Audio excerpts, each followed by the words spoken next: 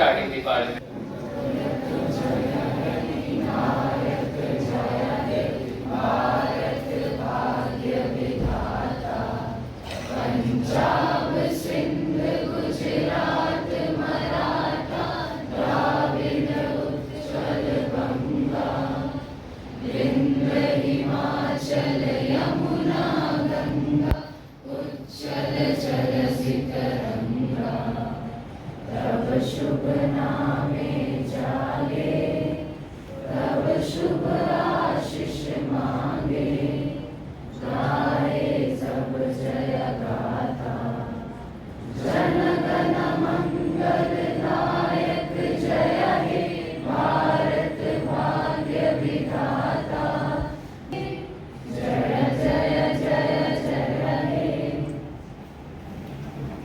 Policy 2020 has been hailed as a groundbreaking reform, setting a visionary path for transforming India's education system.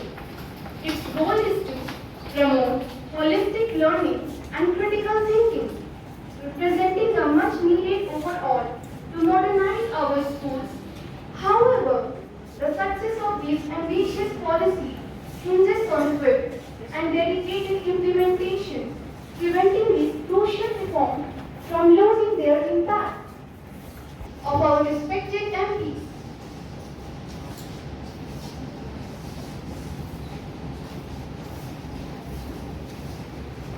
Namaste, I am Mr. Kumar Singh, Minister of Defence.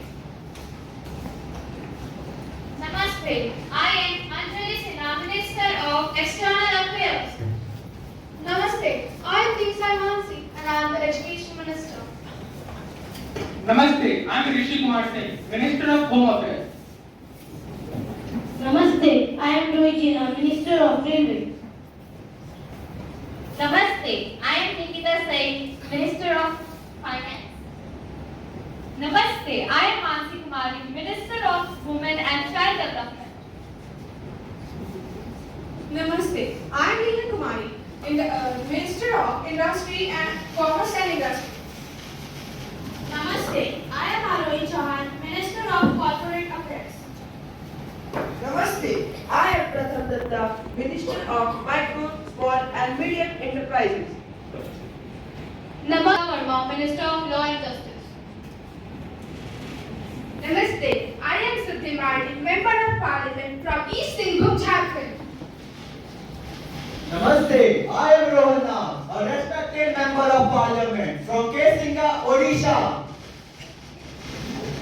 Namaste, I am Arpita Sinha, Member of Parliament from Hooghly District, West Bengal. Namaste, I am Sneha Bari, Member of Parliament from Kochi, Kerala. Namaste, I am Pallavi, Member of Parliament from Darbhanga, Bihar. Namaste, I am Shambhavi Pandit, Member of Parliament from Gorakhpur, Uttar Pradesh. Namaste, I am Palak Chandriwala, Member of Parliament from Hisar, Haryana. Namaste, I am Pushkar Sharma, Member of Parliament and I am from Surat, Gujarat. Namaste, I am Ayush Chauhan, Member of Parliament from Ganganagar, Rajasthan. Namaste, I am Kunari Anjali, Member of Parliament from Madhubani, Bihar. Namaste, I am Gulbul Singh, Member of Parliament from Navi Mumbai, Maharashtra.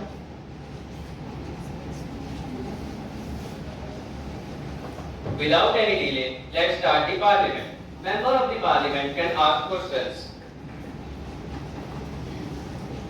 The opposition party has raised few questions on NEP. Let's start our session now without any delay. How national education policy will emphasize on vocational education and digital initiative? Honorable Speaker, as per the query raised by our party, I would like to say that while the emphasis on vocational education is positive, there may be concerns about quality of training and job prospects in certain industries. It is not necessary that they will surely get jobs to make their future bright. Honorable Speaker, as one of our respected MPs said, how national education policy will emphasize on digital initiative and vocational education. I don't agree with her answer. I object. If not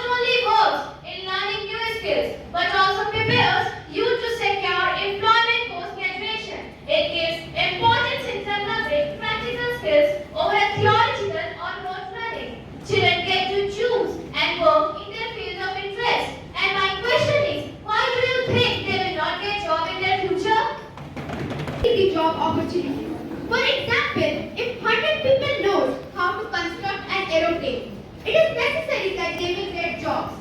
But what if 1,000 people know how to construct it?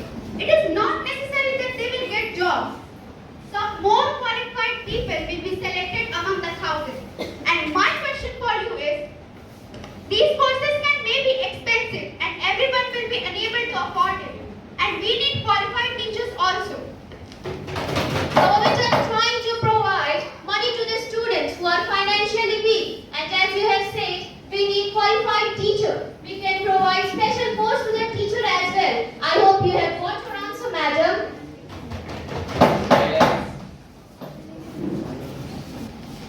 Honorable Speaker, as we know that as NEP has already been implemented, but the ruling party is saying some unvalid points. So I want to say that one of the primary concerns is the potential increase in pressure among the students. NEP or the National Education Policy emphasizes the importance of standardized board exams at multiple levels, starting from the early years. This approach may lead to an excessive focus on grades and performance. And sir, I can ask a question. May I ask a question to the respected MP? Yes. Is this policy will not compromise the overall development of a student? Do you have a concrete answer? Don't come at me. Yes, sir. Yes, sir. I want to answer you. Honorable Speaker, NEP, National Education Policy, focuses on the holistic development of students, cognitive, social, emotional, and physical growth. It promotes critical thinking, creativity, and problem-solving skills, preparing students to thrive in 21st century. How this policy will help in the character development of a student? In 21st century, education is not only the first thing in which child should become as. It emphasizes on creative activities and skills other than studies.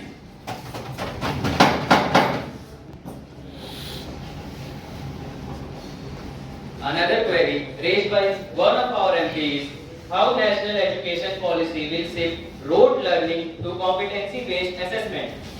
Honorable Speaker, well, that was an interesting question and I am completely against this. The policy's focus on reducing rote learning and increasing critical thinking skills may be met with some resistance from some educators and students who are used to traditional teaching methods. For example, rote learning helps the students in memorizing the periodic table and the multiplication tables as well. Honorable Speaker, I'm objecting what she said. Yes, resistance to change can be beneficial as it encourages critical thinking, sparks innovation and alternative solutions. Ensures a thorough evaluation of the change and identify potential risks or unintended consequences. May I cross question? Yes.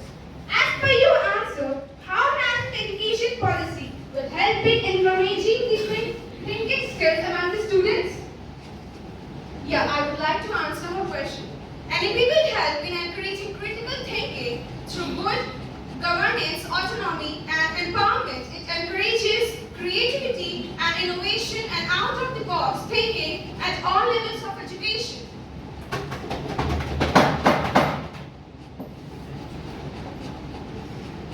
Next discussion is based on how national education policy will help teachers in professional development opportunities. Honorable Speaker, in few points I disagree with this. National education policy falls short. It adequately addresses the training and support needs of teachers. The lack of clear guidance for continuous professional development and incentives may impact the quality of education imparted in classrooms. Honorable Speaker, just as I want to say that National Education Policy recognizes the importance of continuous professional development for teachers. It provides opportunities for teachers, and National Education Policy recognizes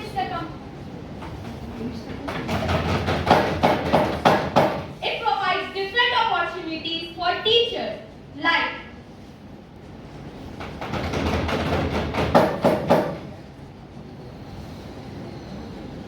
it provides different opportunities for training, workshops and collaboration to enhance their teaching skills and be updated with the changed curriculum. Now I want to cross question to my respected MP. How can we say it is that in the clear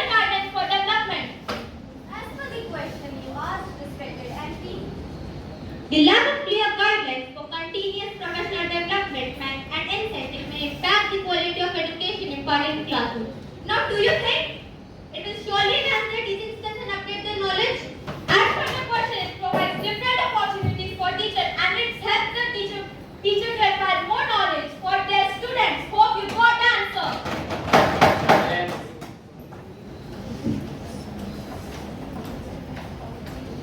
Moving next to the topic, how NEP helps in reducing curriculum burden.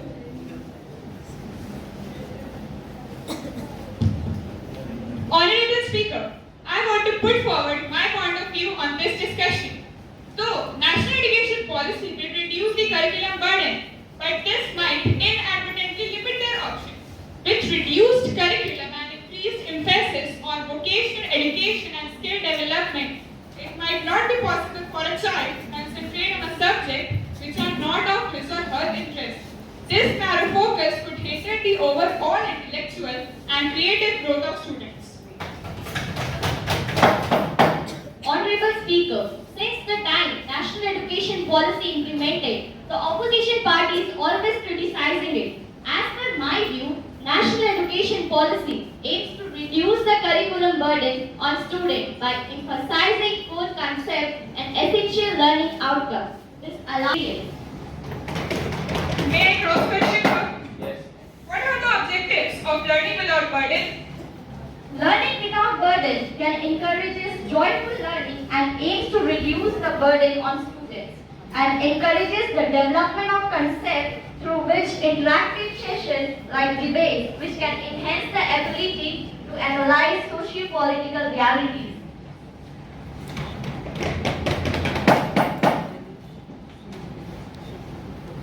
Furthermore, what we find that teaching in the mother tongue will be challenging. Honorable Speaker, it was a wonderful question and I want to answer it in a wonderful way too. We find that teaching the fundamental subjects in the mother tongue will be challenging, as India has 22 scheduled language and innumerable dialects. The course material first need to be converted to these languages first and then the requirements of skilled teachers to implement it. Recently, G20 summit was held in Delhi from 8 September to 10 September. There the top 20 countries were present. Their main medium of language was English and not their country's respective language. So why it can't be implemented? As India has 22 fundamental languages and I am totally against to her work.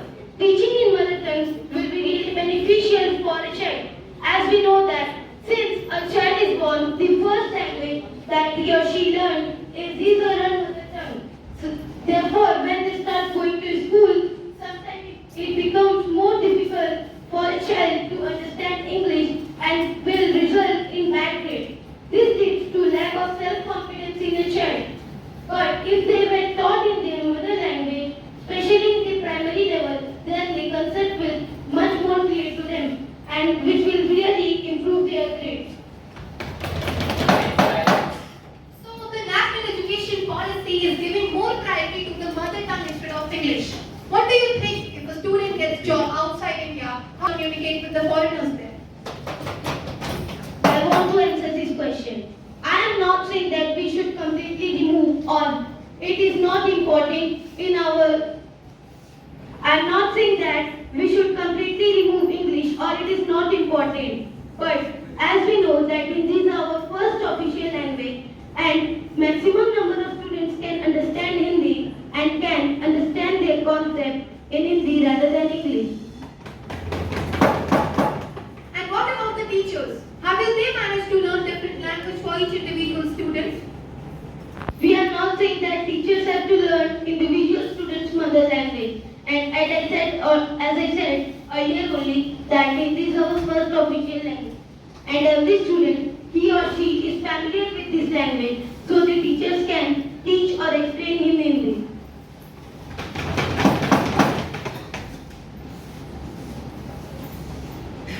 Another point raised by the opposition is how national education policy will help in integrate. Places significant emphasis on digital education and e-learning platforms. Not all students have equal access to devices, internet connectivity, or resources required for online learning. This imbalance will further marginalize students from economically disadvantaged backgrounds.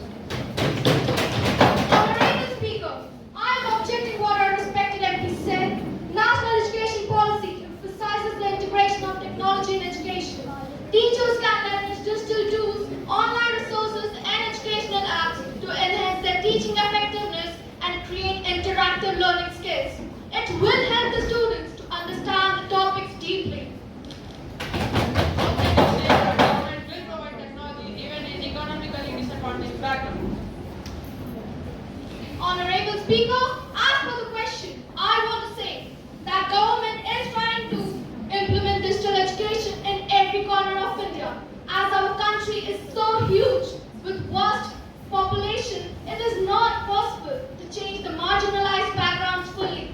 But government is continuously taking steps to implement digital education in every school. And if you will compare India from the past, it is now the fifth largest economy in the world with integration of technology. And our Honorable Prime Minister has also mentioned in his speech that India is heading towards being the third largest economy in the world with integration of technology. I hope you got the answer.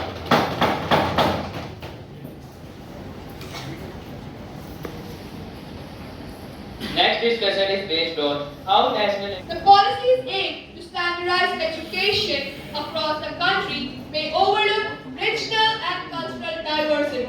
The one-size-fit might not cater to the unique needs and aspirations of the students from different states and regions. Honorable Speaker, I want to answer you. The policy prioritizes inclusive education, ensuring equal opportunities to students from diverse backgrounds, including those with disabilities and from marginalized communities. It provides inclusive and supportive learning environment, fostering empathy and learning among students. So, don't you think so? Separating them from others will make them feel left out?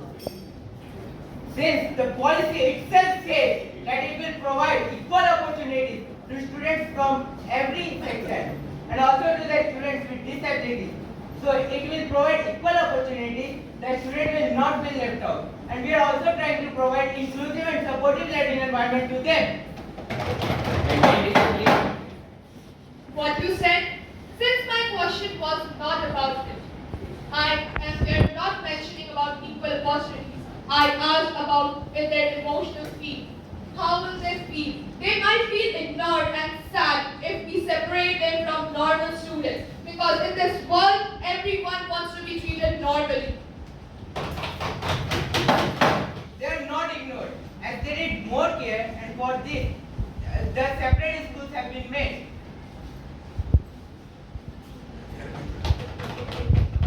In this school, trained teachers are there which can provide them which can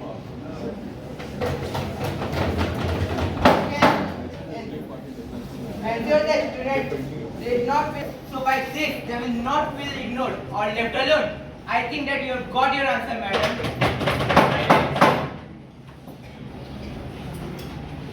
Which will make student future ready. Students who focuses on particular subjects will lead to failure in achieving positive result in competitive exams.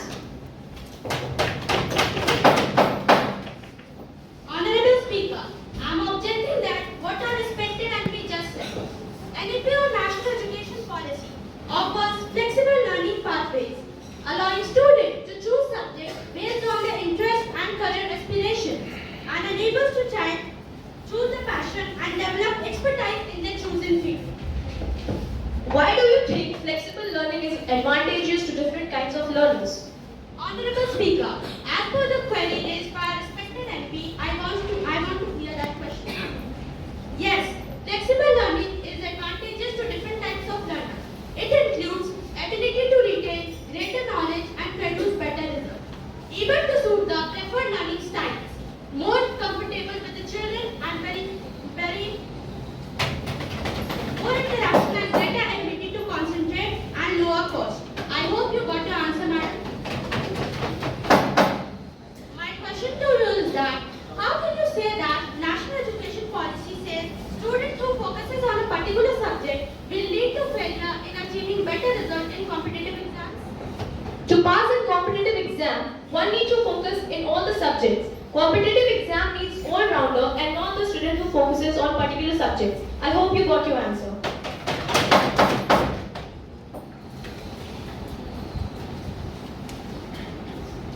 Moving next to the topic, how national education policy mandatory age criteria of 6 years for admission into one class is a welcome move. Honorable Speaker, The change in age criteria for a grade 1 admission is a notable cultural shift in a society that values early form education. Parents also worry that this adjustment might affect their children's education. In our country, kids were admitted at 5 or 6 based on content. But now it varies. Finland, for example, admit kids at 6. However, the change age limits apply for competition exams after completing 10 plus 2. This could limit their chances to take these exams, reducing attempts. Honorable Speaker, I am objecting what our respected MP just said. India's education system is witnessing a significant transformation with the implementation of the new education policy. Among the notable reforms is the revision of the age criteria for admission into grade 1. This shift has been introduced. Extended period of pre-primary education can positively influence learning outcomes in the long run.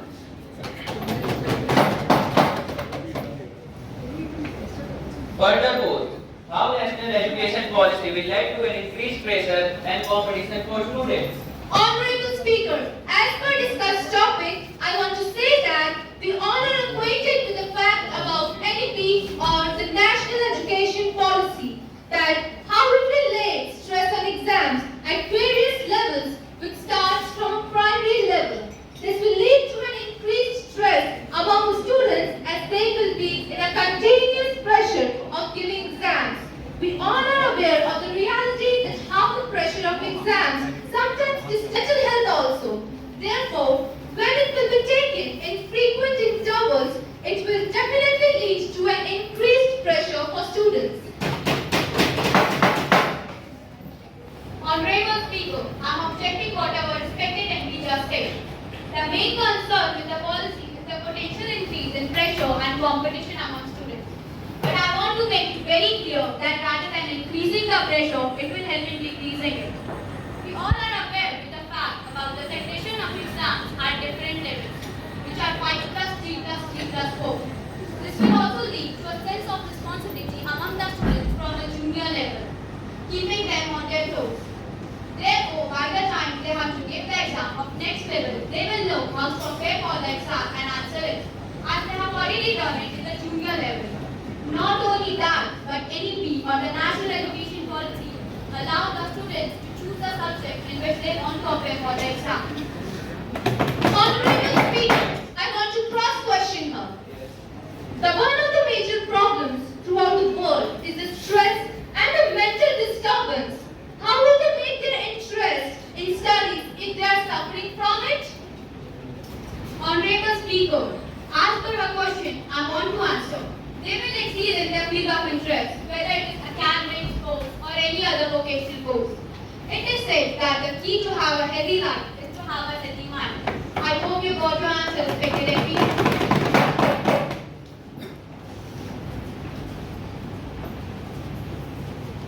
While the new education policy 2020 aims to bring about positive transformation to critically evaluate its pros and cons, by critically examining the advantages and disadvantages, stakeholders can work towards implementing the new education system that fosters holistic development, inclusivity, and equal opportunities for all.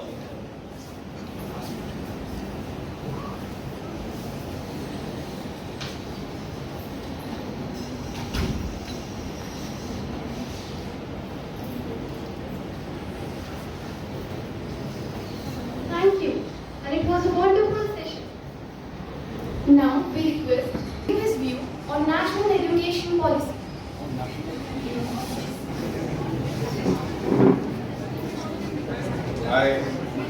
I'm sure I'm not an expert on the national education policy as of today, but definitely I'd like to put my views on today's session. Honorable Judge, our Principal, Vice Principal, teachers, and my dear students. When Principal Ma'am told me a few days back that we are planning to have the youth parliament in our school, I was very happy to note that because this is happening for the first time probably in our school. And it couldn't have come at a better time. Why? Because of three reasons I believe. One, we have just celebrated the 75 years of our independence. Second, we have moved from the old parliament to the new parliament building.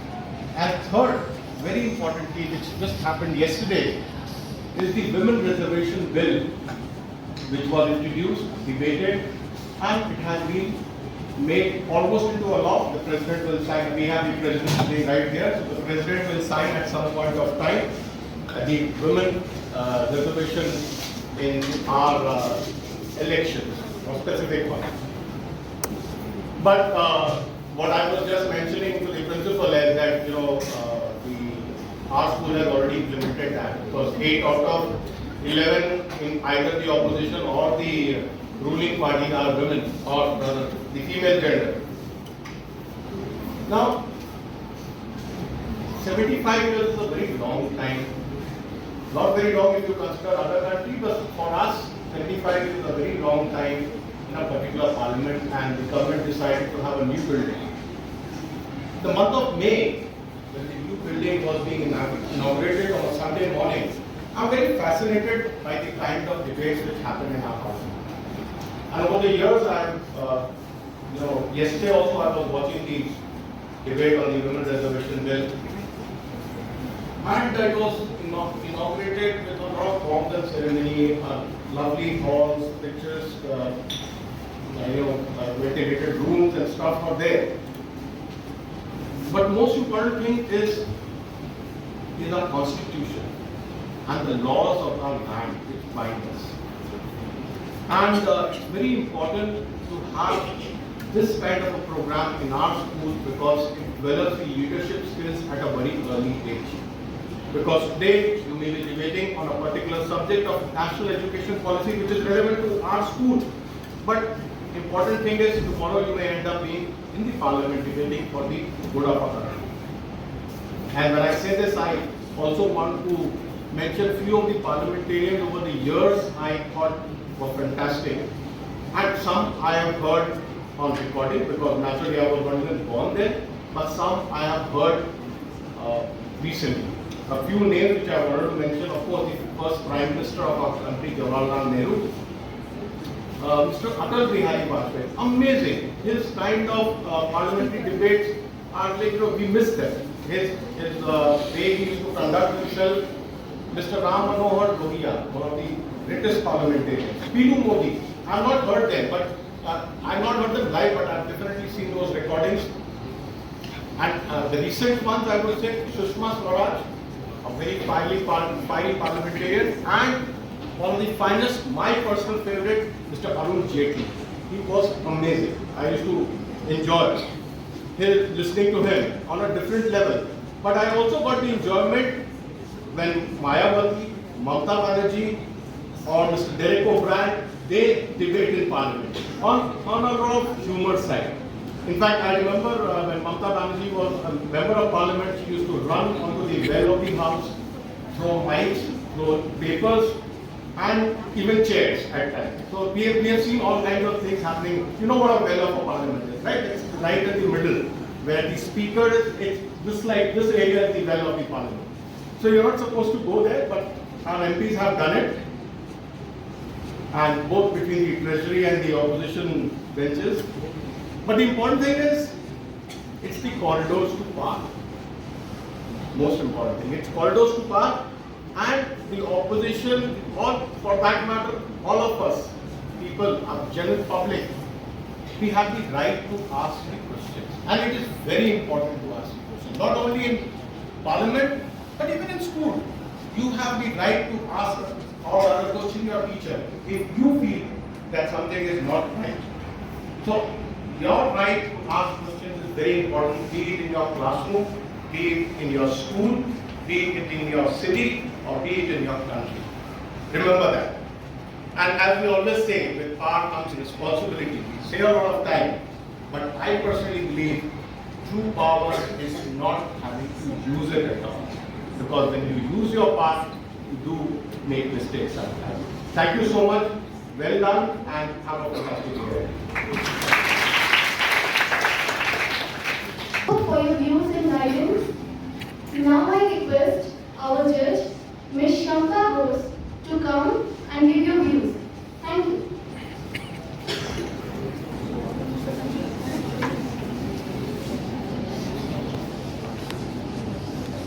Good afternoon, Rajiv sir, Principal ma'am, Vice Principal ma'am, and all students, faculty members, all present over here. Thank you for inviting me as a judge on this panel. I would say I'm very happy to be here. It was an enriching experience for me to be a part of this. It was very delighted to hear from students themselves their views on national education policy. Yes. For and against, all the points were very valid and effective. Participants all spoke very confidently. I wish you children all the very best. Perfect. Thank you.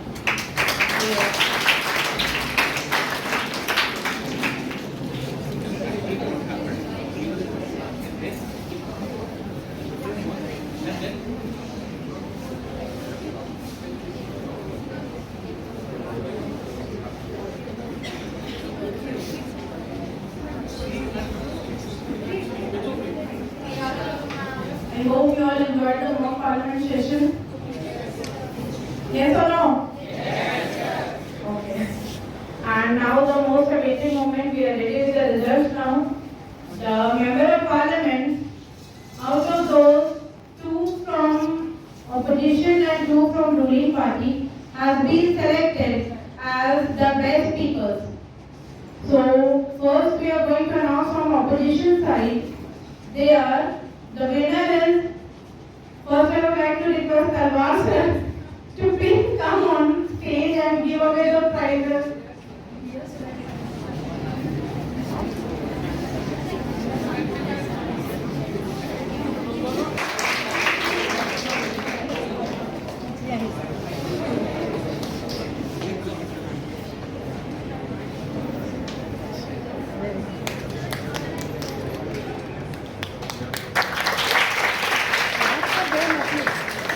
And a runner from the opposition party, Palvi.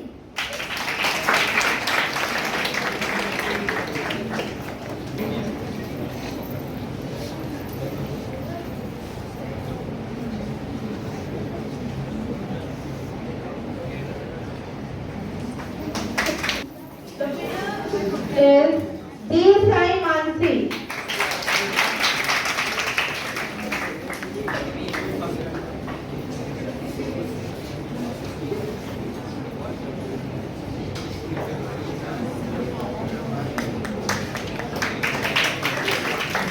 And the runner-up from the ruling party is Anjali Sinha.